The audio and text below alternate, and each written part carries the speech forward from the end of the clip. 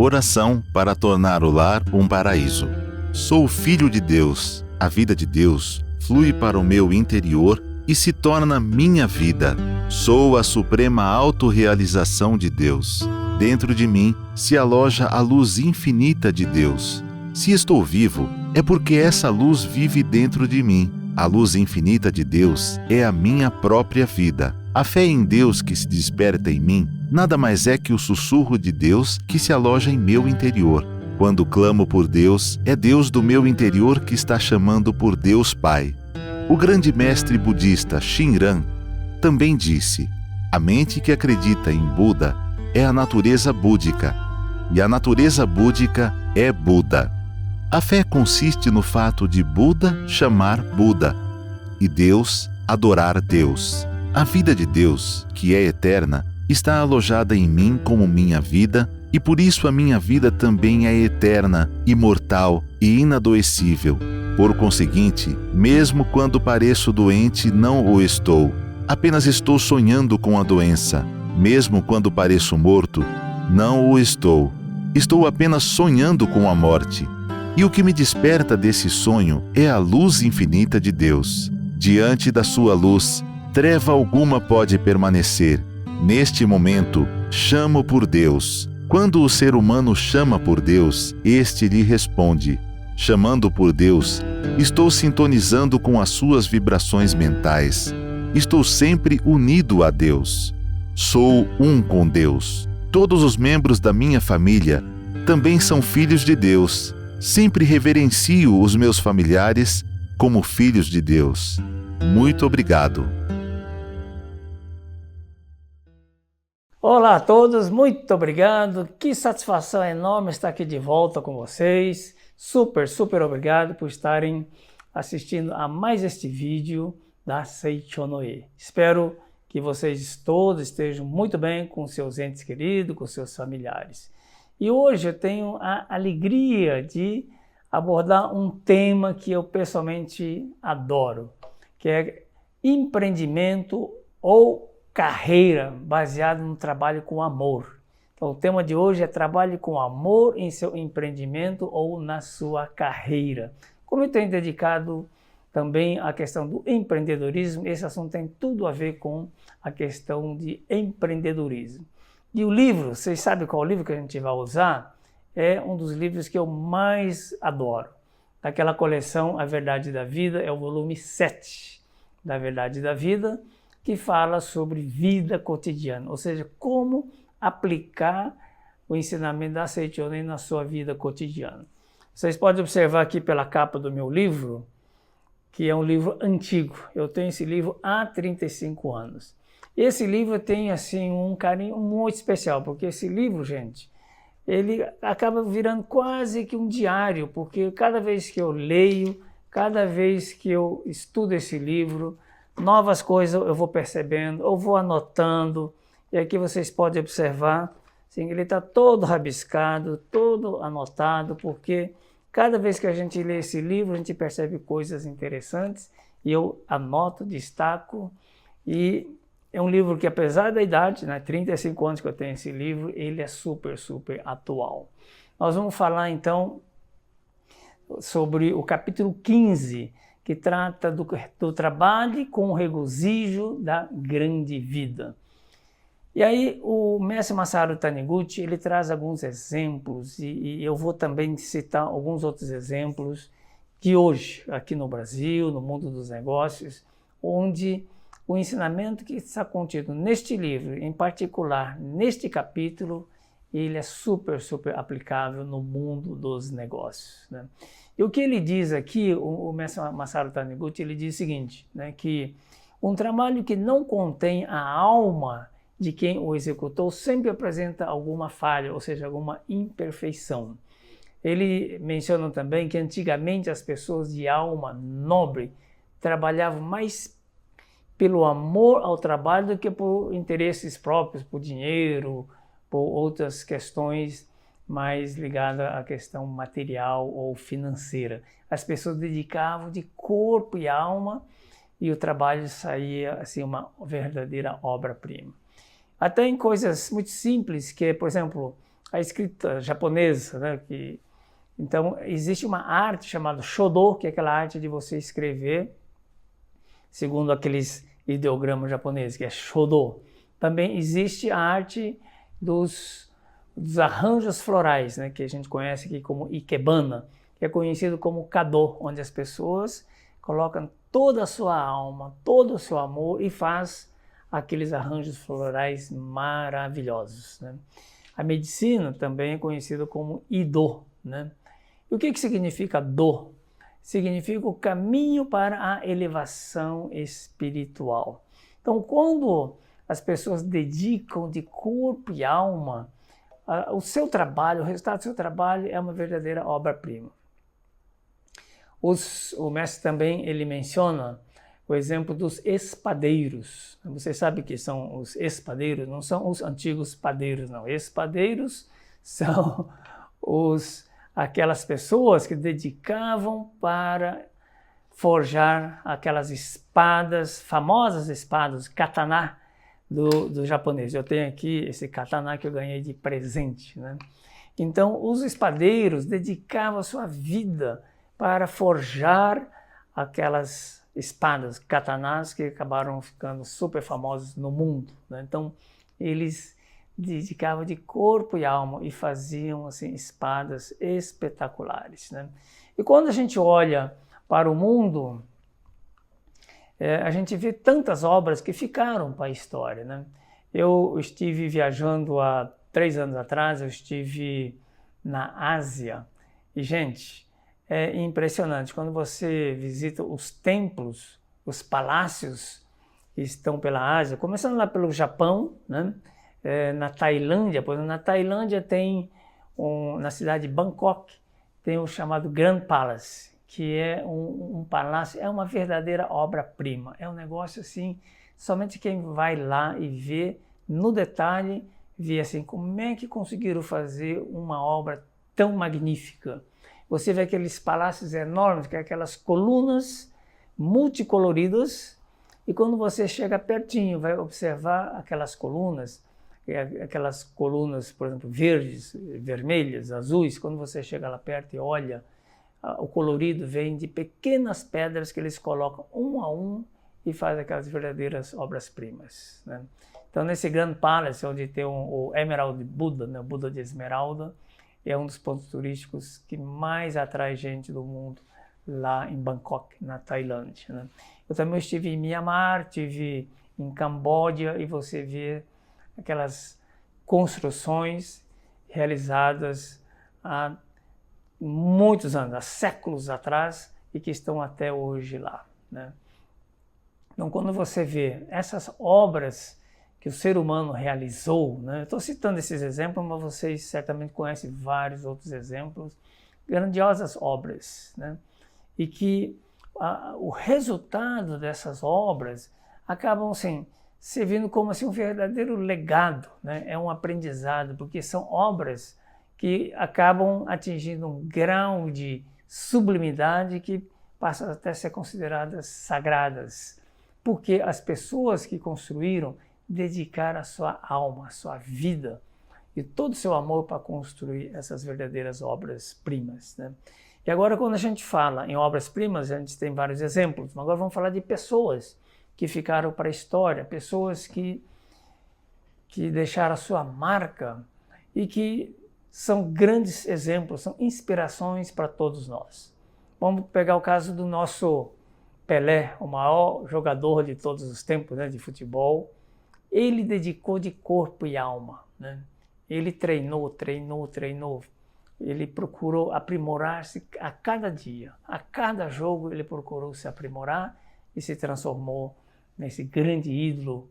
Quando eu estive, inclusive, lá em Myanmar, visitando um templo, tinha um monge bem velhinho, bem idoso, cabelinho todo branco, e a gente falou que era do Brasil. Quando a gente falou que era do Brasil, esse monge falou: "Ah, Brasil, Pelé", né? E começou meio movimentar os pés, né, para relembrar do Pelé.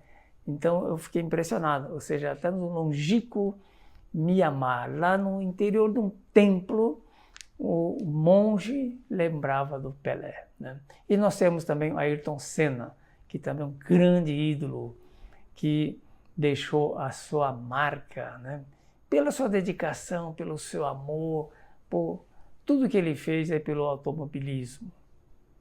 Temos o nosso Guga, temos no plano internacional, nós temos o Federer, né, o Nadal, são grandes esportistas que deixaram a sua marca. E isso, gente, é graças a um trabalho árduo, dedicação, amor, ou seja, eles botaram toda a sua vida para aquela atividade que eles se propuseram a fazer, né? Isso, gente, vale para outras profissões. Por exemplo, o simples trabalho de cozinhar, mas quando você dedica de corpo e alma, você põe a sua vida naquele trabalho de cozinhar, de repente você pode se transformar num grande chefe, né? Assim, no Brasil nós temos o Alex Atala, que é conhecido mundialmente por ser um grande chefe de cozinha, né? E então nós temos vários outros exemplos. Quando a gente fala, por exemplo, na área empresarial, eu tive assim, o prazer de conhecer o senhor Alair Martins, que é o dono do maior atacadista da América Latina, que fica em Uberlândia, lá no Triângulo Mineiro.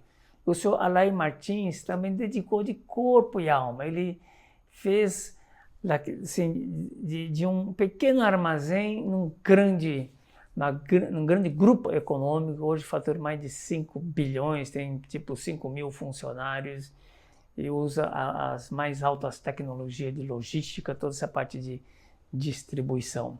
E o Alair Martins é uma pessoa de uma simplicidade que, olha, é só conhecendo. Ele já participou, inclusive, de eventos da Seiton. Ele participou lá na pousada do Rio Quente, como convidado especial alguns anos atrás. E ele fez uma grande revelação que, olha, não foi à toa que ele foi aplaudido de pé por vários minutos quando ele encerrou o seu depoimento naquele seminário especial que aconteceu lá na pousada do Rio Quente.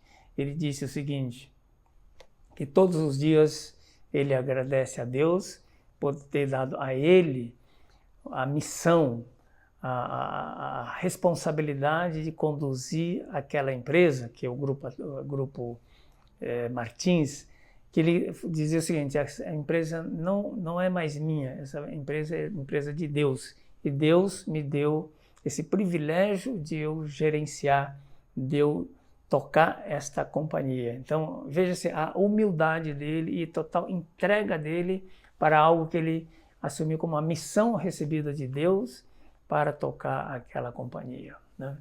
Então, o senhor Alair Martins é uma figura assim, de uma simplicidade, uma pessoa extraordinária, é um grande exemplo de pessoas que dedicou de corpo e alma. Ele vivia no sítio até os 17, 18 anos de idade e com essa idade ele foi para a cidade para começar a fazer alguma coisa. Começou trabalhando num pequeno armazém, acho que era de um tio dele, que chamava-se Secos e Molhados antigamente, e ali que ele começou então a mexer com transporte de mercadorias, né? Usava caminhãozinho para buscar mercadorias, para entregar, e depois usava esse mesmo caminhãozinho para fazer mudança no final de semana. Então ele trabalhou durante a semana, final de semana, de corpo e alma, e construiu esse verdadeiro império. Para o pessoal do Sul, eu tenho outro exemplo que eu conheci há 4 anos atrás, o senhor Zefiro Giazzi. Ele também é um empresário que tem uma história lindíssima. Eu até ganhei um livro dele, autografado por ele, o Zefiro Giazzi, lá em Criciúma, que eu estive visitando a rede Giazzi. Eles são a segunda maior rede de supermercado de Santa Catarina, tem mais de 4 mil funcionários, e esse homem é uma figura também extraordinária. Ele é filho de agricultores, e quando ele era criança, ocorreu um acidente e ele perdeu a vista. E aí o pai dele falou, olha, meu filho, você não vai poder ser muito útil aqui na roça. Então, acho que é melhor você estudar e ser professor, porque aqui na roça você não vai poder, com um olho só, não vai conseguir então fazer muita coisa. E ele então foi direcionado para dar aula. Então ele começou a dar aula com 18, 19 anos de idade, ele já tinha se formado lá do curso normal, né? Antigamente era o que chamava-se de normal, que equivale ao colegial, o segundo grau, né, de hoje. E ele então começou a dar aula e como professor ele viu assim a necessidade de ajudar as crianças, os estudantes, para conseguir material escolar mais barato. E aí ele então começou a buscar nas cidades maiores, acho que se não me engano ele dava aula em Içara, que é uma cidade ainda menor do que Criciúma. Criciúma é onde fica a sede da rede Giase hoje. Mas lá em Içara, cidade bem pequena, ele inclusive dormia na varanda da escola, porque era muito longe da casa dele. E aí ele começou então a buscar na cidade maior material escolar para trazer para os alunos, para oferecer em condições mais baratas, né? Porque os estudantes tinham muita dificuldade financeira. Então ele começou assim, com a intenção de ajudar as crianças, os estudantes, começou então a trazer material escolar e proporcionou aos alunos a possibilidade de comprar material mais barato. E esse negócio foi tomando forma. Aí então ele pegou jeito pela questão do comércio, e aí ele entrou, depois de 10 anos dando aula, ele decidiu então dedicar exclusivamente para o comércio. E aí ele começou a montar a rede de supermercados, e aí então ele cresceu, e hoje é uma pessoa assim, muito querida na sua cidade, pelos seus funcionários. Eu estive lá visitando, é uma pessoa de uma simplicidade, pessoa altamente religiosa, uma pessoa que também trabalha com esse pensamento: eu trabalho para Deus, e eu estou aqui servindo a Deus através do meu empreendimento. Então são dois exemplos, duas pessoas que eu conheci que vêm, acaba servindo como testemunhal de tudo isso que nós estamos estudando aqui. Então quando o mestre ele diz assim, que viva em função da grande vida que liga todas as pessoas. Então realize trabalhos que proporcionem alegria tanto a você próprio como ao seu próximo, né? Então, a felicidade e a saúde que provém disso são ilimitados, porque a grande vida que existe tanto em você como no seu próximo transcende barreira do corpo carnal, se estende infinitamente. Então, quando a gente trabalha com esta visão de ter acesso, ter essa conexão com a grande vida, e através dessa grande vida a gente proporcionar benefício, ajudar grande número de pessoas, aí sim Deus se manifesta concretamente e as coisas começam a evoluir e progredir. Enquanto que aqueles que só pensam em ganhar dinheiro para si mesmo, eu quero trabalhar para ganhar mais dinheiro, eu quero ter dinheiro para comprar alguma coisa para mim. Quando a pessoa trabalha com esse sentimento egoístico, então Deus não se manifesta, porque Deus é amor, né? Deus é amor. Então, onde existe amor, Deus se manifesta.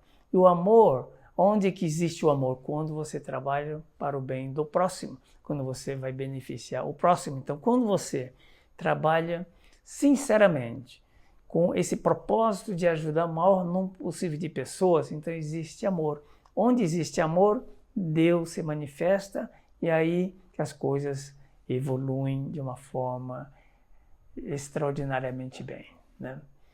E o mestre também ele fala sobre duas causas que impedem de sentir a alegria de trabalhar. Vocês sabem quais são as duas causas que impedem as pessoas trabalharem com alegria? A primeira causa é aquela atitude mental que considera o trabalho como algo que foi imposto, né? Ou seja, algo que deve ser feito por obrigação. E a pessoa sente assim, eu sinto meio que obrigado a fazer isso. Então, a gente tem vários exemplos, né? Por exemplo, quem cozinha, vai fazer o almoço, pensa, puxa, eu tenho que fazer almoço, parece que virou obrigação. Eu tenho que fazer o jantar, virou obrigação. Então a pessoa já perde a alegria de preparar aquela comida, né? Então, porque virou obrigação. E quando a pessoa faz daquele jeito, aí o feijão queima, a comida não fica muito salgada, e aí as coisas não vão bem, né? Porque a pessoa está fazendo sem aquela alegria, está fazendo por obrigação. Agora, quando a gente sabe, né, de domingo, os filhos vão na casa da mãe, e aí então ela prepara aquele almoço maravilhoso e prepara com alegria, prepara aquilo com tanto carinho, que a comida fica assim maravilhosa, fica saborosa. Mas às vezes no dia a dia, quando a pessoa faz as coisas por obrigação, aí que a coisa não fica bem, né? Então, essa é a primeira causa. A segunda causa é quando a gente não sente amor pelo trabalho, né? E quando a gente não sente amor pelo trabalho, torna-se impossível a gente concentrar nele. A gente não consegue concentrar, porque falta o quê? Falta sentir amor, falta sentir aquele entusiasmo, aquela alegria. Então, a gente não consegue concentrar e, consequentemente, o trabalho não sai bem feito. Ou seja, o resultado não é um bom resultado. Então, quando a gente fala em empreendimento, quando a gente fala em projetos, a gente precisa ter em mente o seguinte: vamos fazer algo que você vai sentir alegria, verdadeira alegria, né? E quando você trabalha com alegria, gente, as ideias surgem, pessoas são atraídas, né? E tudo começa a fluir de uma tal maneira que somente coisas boas vão acontecer. Agora, quando a gente faz aquilo por obrigação, aí que a coisa não vai bem. Uma vez eu peguei, numa mesma semana, alguns anos atrás, eu peguei táxi 2 vezes. A primeira vez, eu peguei o táxi com uma pessoa que estava reclamando de tudo. Primeiro, assim, o carro dele era bem velho, né? O ar-condicionado não estava funcionando, o carro estava sujo e ele reclamava de tudo. Eu falei: o que aconteceu? Ah, não consigo pagar minhas dívidas, não consigo nem pagar a prestação desse carro, e não está fácil, está difícil, essa vida de taxista não é fácil. Ele reclamava de tudo e ele dizia que não conseguia pagar as contas, né? E aí eu fiquei pensando, né? Puxa vida, uma pessoa que fica reclamando o tempo todo, está com essa falta de sentimento de gratidão, não trabalha com alegria, então acaba não atraindo coisas boas, né? E aí a gente conversou um pouco e eu falei da Seiichi Onoe para ele: você precisa agradecer, precisa trabalhar com mais alegria, tem que, né, para mudar a situação.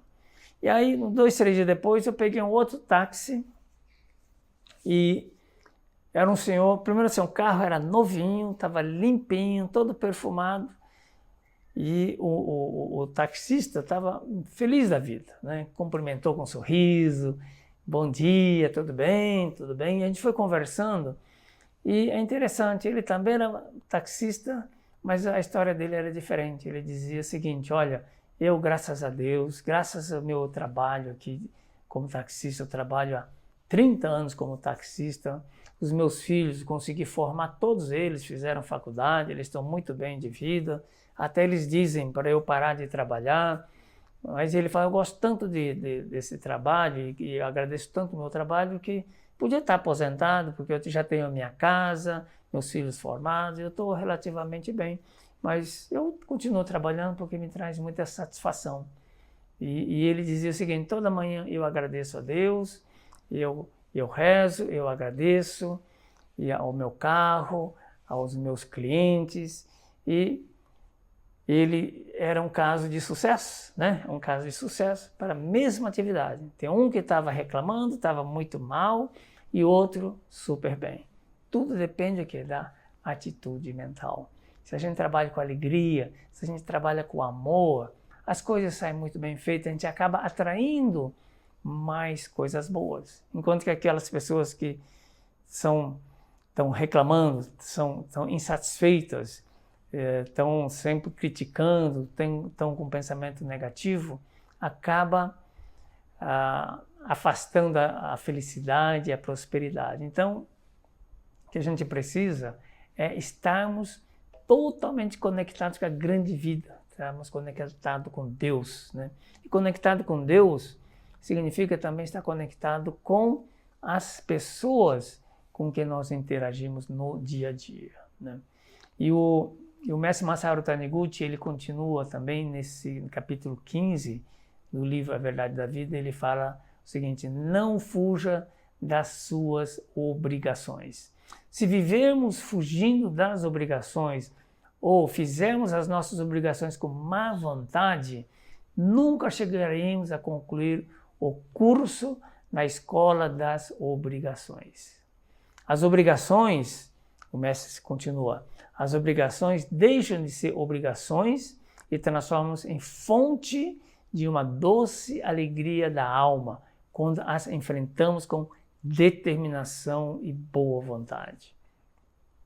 É interessante quando a gente lê esse ensinamento, né, que o mestre Masaru Taniguchi nos deixou, e você começa a pensar na nossa vida, quantas coisas que lá atrás a gente tratou como obrigação, algo que não, a gente fazia com má vontade, e as coisas acabavam não indo bem. No momento que a gente resolveu dedicar de corpo e alma, trabalhar com alegria, aquilo parece que destravou, desencantou e tudo começou a fluir muito melhor, né?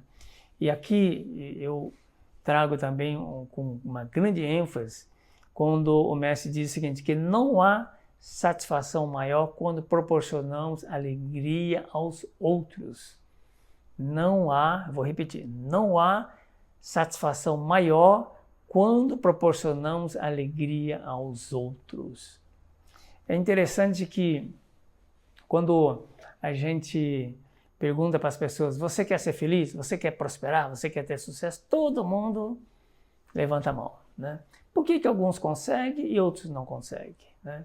Então, da mesma maneira, não é só o desejo, né? Não é só o desejo que vai determinar o teu destino, né? O desejo serve apenas como um estímulo, assim, algo que vai meio que motivar. Mas o que no final do dia vai determinar o teu futuro, o seu destino, é como que você age, como você pensa, como você sente. Não é só o desejo, né? Muitas vezes a pessoa, obviamente todo mundo quer progredir, quer prosperar, mas nem sempre o seu pensamento, o seu sentimento está condizente com aquele desejo. Eu vou dar um exemplo. Por exemplo, quando eu comecei a trabalhar, eu logo depois comecei a participar da Seichonoe. E como todo jovem da Seichonoe, a gente tem sonhos, a gente quer realizar sonhos grandiosos, queremos ter sucesso, né? E eu, não diferentemente dos outros, também desejava ter sucesso, ser feliz, enfim. Queria, então, realizar um grandioso sonho. Só que a ficha só caiu quando eu fui participar da Convenção Nacional dos Jovens e eu adquiri na convenção de 77, portanto já faz muito tempo, eu adquiri um livro que ajudou a mudar a minha vida. Eu adquiri esse livro aqui, ó, o Livro dos Jovens. E nesse Livro dos Jovens tem um lugar que o mestre ele escreve sobre o segredo do sucesso, né? Vocês querem saber o segredo do sucesso? Então o mestre escreveu aqui o seguinte: o segredo do sucesso, onde é que está? O segredo do sucesso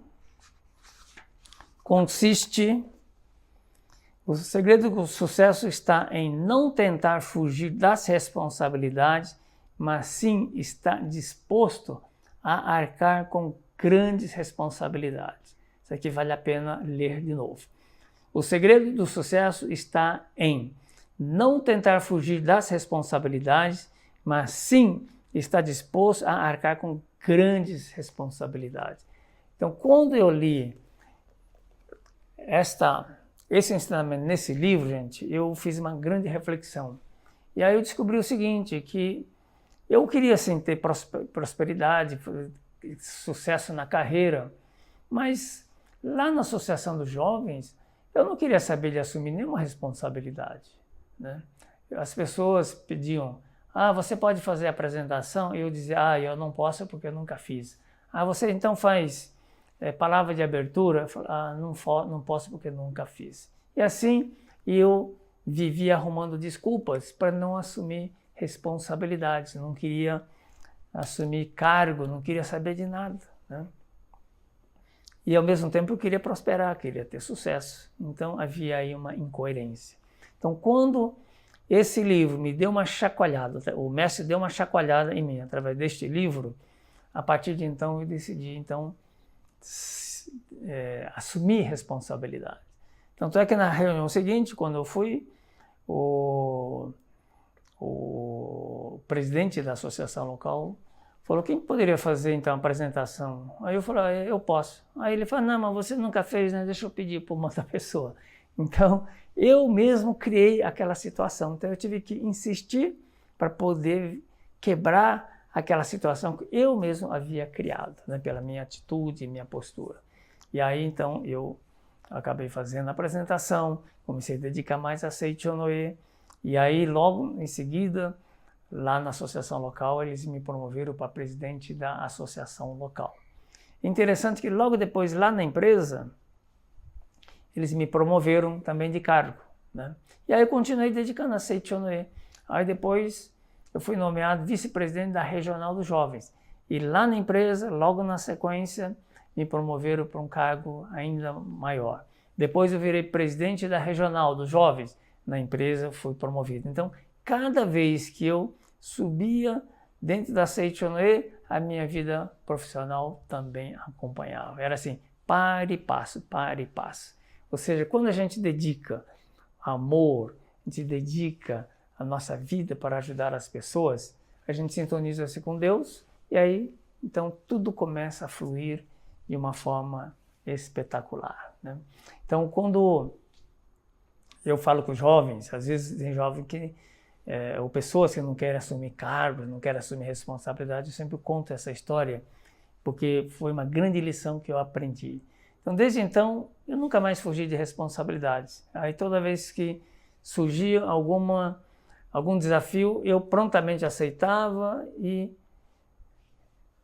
agradecia pela confiança e tentava fazer o meu melhor, né? E assim, a minha vida foi se transformando, foi mudando, e hoje eu posso dizer com vocês, com toda a convicção, que quanto mais a gente dedica para o bem de outras pessoas, a vida sorri para nós. Coisas boas acontecem. Então, isso a gente não tem erro. Enquanto a gente só fica perseguindo, eu quero ser promovido, quero ganhar mais dinheiro, a gente fica mais assim, sedentes, né, para buscar coisas materiais, a gente aí tem, às vezes, muitas vezes tem um sentimento egoístico, né? E aí não sintoniza-se com Deus. Mas quando você dedica a sua vida para ajudar outras pessoas, tudo começa a fluir. Começa a surgir pessoas, começa a surgir ideias e projetos, e aí as coisas vão fluindo de uma forma espetacular, né? Então o mestre, ele nos diz mais o seguinte, né, que o amor é a fonte da sabedoria, das boas ideias, da inspiração e da força. Olha que legal, né?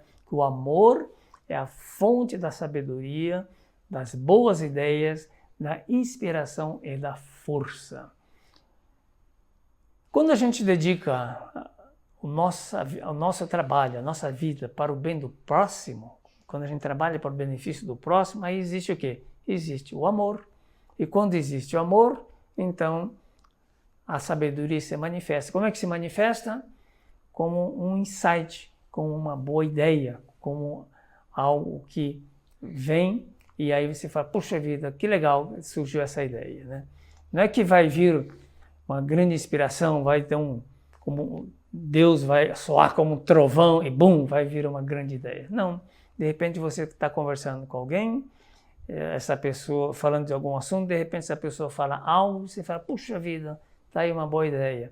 Ou de repente você está falando até com uma pessoa estranha, você está viajando, está falando com alguma outra pessoa, e de repente você ouve essa pessoa falar alguma coisa, ou quando você lê algum livro, quando você ouve uma notícia, enfim, de repente as ideias vão vir assim das mais diversas, mais variadas formas e fontes, né? O importante, nós estarmos atentos, né? E nós estamos atentos para ler os sinais, né? Porque Deus vai estar se manifestando de alguma maneira, né? Às vezes de uma forma muito sutil. Então, é importante, em primeiro lugar, trabalhar para o benefício do próximo e depois ficar atento, porque vão surgir ideias, né? E quando a gente fala em trabalhar com sentimento de amor, por exemplo, eu tenho dedicado na questão de empreendedorismo, tenho trabalhado com startups, eu estou atuando aí como membro de conselho consultivo, até também investindo em algumas startups. E algumas dicas, né, para você que está assistindo, que são critérios que a gente usa para selecionar ou investir em startup, né? A primeira coisa que a gente orienta os empreendedores é assim: você com o seu projeto, com o seu empreendimento, você está realmente endereçando alguma necessidade real das pessoas? Você está endereçando alguma dor real? Você está ajudando a resolver algum problema das pessoas? Se sim, então esse é um bom caminho, né? Porque não adianta abrir startup só porque é legal, que é cool, né? Como dizem os americanos, que é super legal, mas se não tiver realmente resolvendo algum problema real. E quando esse problema real atinge muitas pessoas, aí sim você pode ter aí um negócio muito interessante, né? Hoje se fala muito em organizações exponenciais, né? O que são as organizações exponenciais? São aquelas organizações que vão crescer de uma forma absurdamente acelerada, né? E para crescer de uma forma acelerada, ela precisa atender muitas pessoas, milhares ou milhões de pessoas, né? Então, quando você vê essas big techs, essas grandes companhias que hoje estão valendo bilhões de dólares, são empresas que estão endereçando algum problema que atinge milhões de pessoas no mundo inteiro. Então, essas são as empresas que crescem, né? E tem que resolver de fato algum problema, tem que endereçar alguma dor, alguma coisa que está afetando muita gente. Se você ajuda a resolver isso com tecnologia ou não, né? Porque quando a gente fala em startup, muitas pessoas pensam só em tecnologia. Não necessariamente, né? Tecnologia é uma das formas que é mais conhecida, mas não é só isso, né?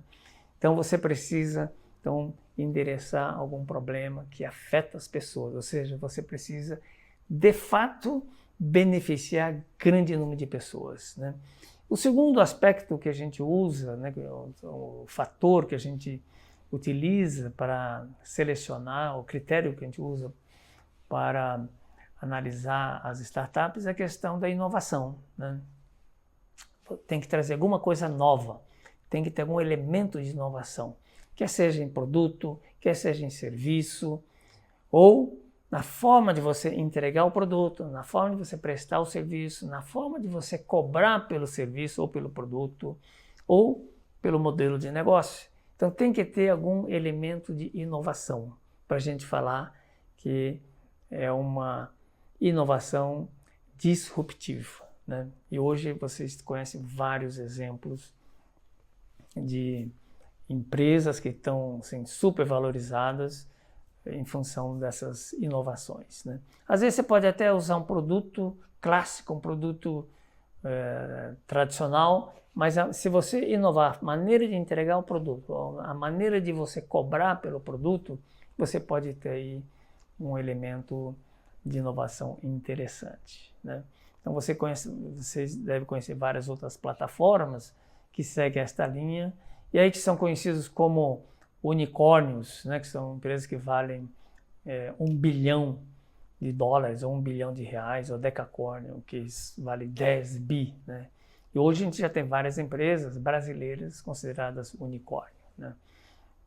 Então, primeiro, endereçar algum problema real. Segundo, inovação. Terceiro, é a escalabilidade, né? Ou seja, se você quer realmente uma empresa que é conhecida como organização exponencial, a escalabilidade é um fator chave, ou seja, precisa crescer e olhar o mundo como o seu mercado, e não o mercado pequenininho, só na tua cidade, só no teu bairro, ou seja, não é algo pequeno, vamos pensar grande, né? Então, quando o mestre diz, vamos fazer algo para beneficiar grande número de pessoas, então é exatamente isso, é a escalabilidade. Então, quanto mais pessoas ou empresas você ajudar, mais escalável é o seu negócio, tá? Então esse é o terceiro.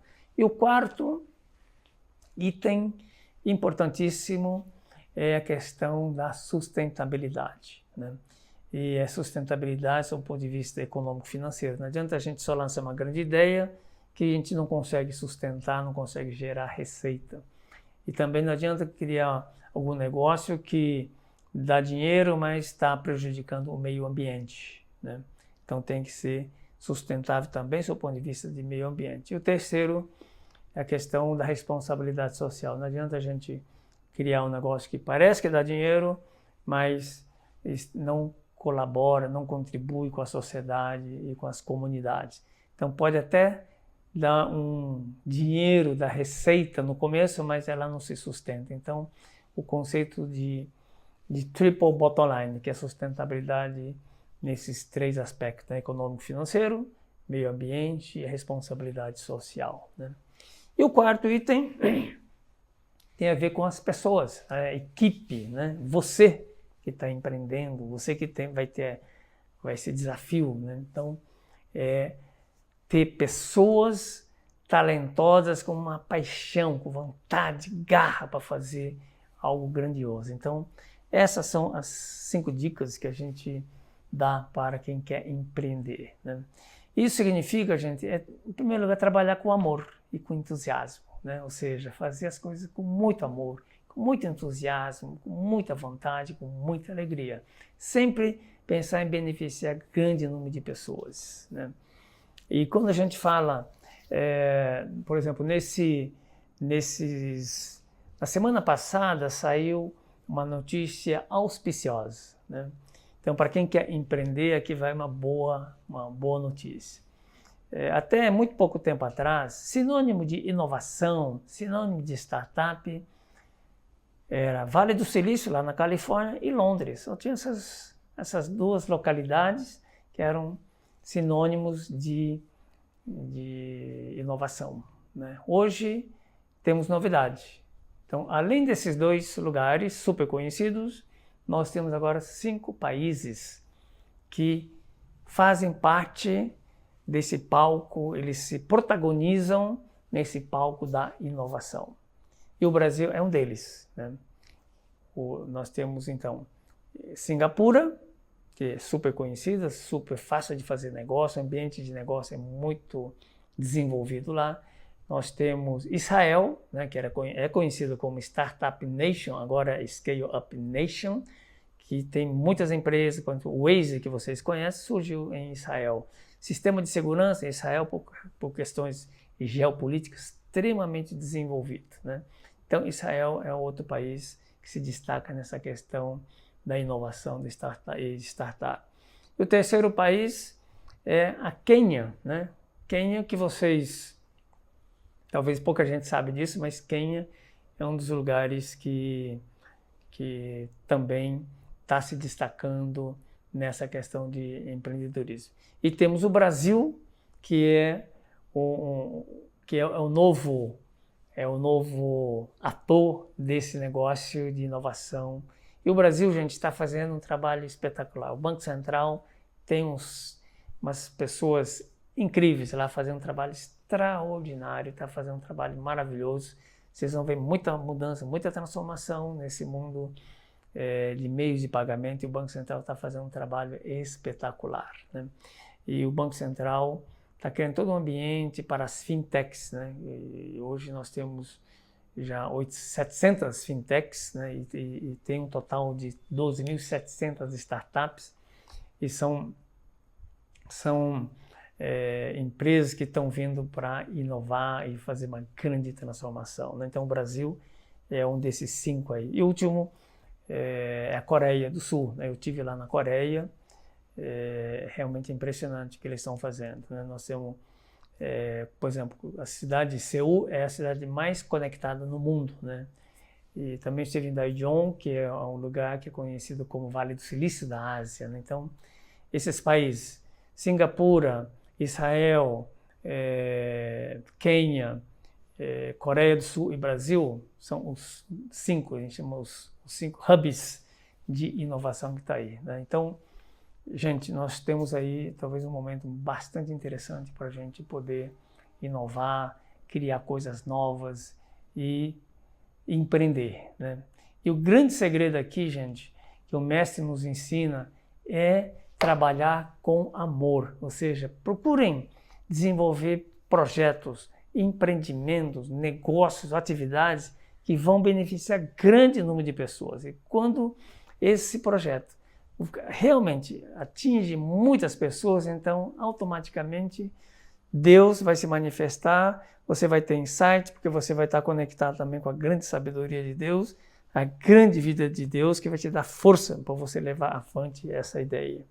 E quando você trabalha para o maior benefício de pessoas, você automaticamente está montando uma empresa que vai escalar, que vai ter aquele crescimento exponencial, né? E o mestre Masaru Taniguchi, ele sempre nos ensina, né, que o segredo do sucesso e da felicidade está no amor. Então, quando você coloca o amor no seu trabalho, e você pode botar o amor no seu trabalho, quando a gente fala em empreendedorismo, não significa você abrir necessariamente alguma empresa, né? Você pode empreender na sua atividade que você faz hoje, até mesmo funcionários públicos, educadores, pessoas que parecem distantes teoricamente do negócio de empreender, de montar uma empresa, de ser empresário, mas você pode empreender na sua área, no que você já faz hoje.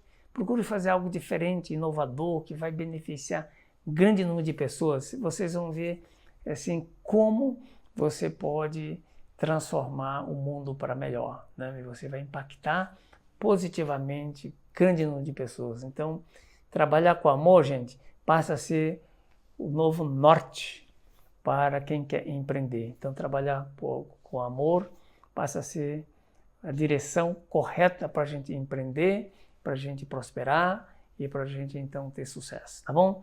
Eu vou ficando por aqui, agradeço de coração toda a atenção de cada um de vocês, que Deus ilumine vocês, que Deus dê bastante insights, grandes ideias, para que vocês possam empreender e ajudar grande número de pessoas, trabalhando sempre com muito amor. Muito obrigado a todos. Obrigado. A vida que permeia todo o universo é um grande mistério e o ser humano também faz parte desse grandioso mistério. Vida eterna, perfeita e indestrutível, que transcende o tempo e o espaço. Um ser sagrado que transcende a morte. Além da morte física, que é simplesmente uma passagem, permanecemos para sempre e carregamos conosco nossos pensamentos e sentimentos para onde quer que sejamos alçados em nossa vestimenta sutil, neste e em outros mundos.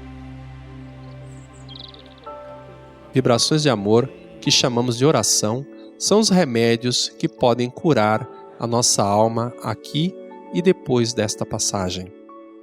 E na Seicho Noye temos um local especial para essa cura. Quer entender mais sobre esse sublime e tão grandioso assunto?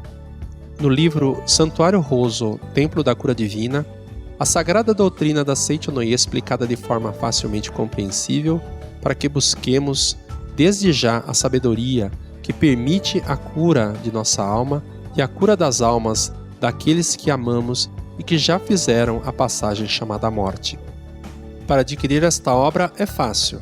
Acesse nossa loja virtual livrariasni.org.br ou contate pelo telefone 0 operadora 11 50 74 41 80.